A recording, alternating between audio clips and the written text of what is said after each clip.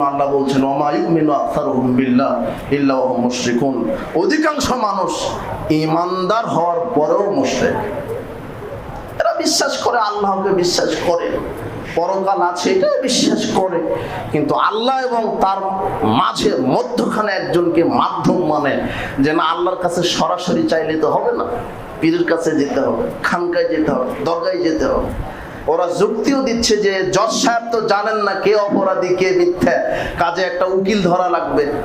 তো আল্লাহ কি ওরকম নাকি আপনি পাপ করেন আল্লাহ জানেন না? কথা বোঝা গেল না মনে হয় কথা। আল্লাহর কাছে চাইতে কি মাধ্যম লাগে না সরাসরি চাওয়া যায়? ওটা ধোঁকা দিচ্ছে আপনাকে। আল্লাহ কি এরকম নাকি জজ সাহেবের মতো নাকি? আল্লাহ তো সবই জানেন। তাহলে সেজদাটা একমাত্র কাকে? আল্লাহকে। মানত কুরবানি যা বলেন সেটা কার জন্য? আল্লাহর জন্য।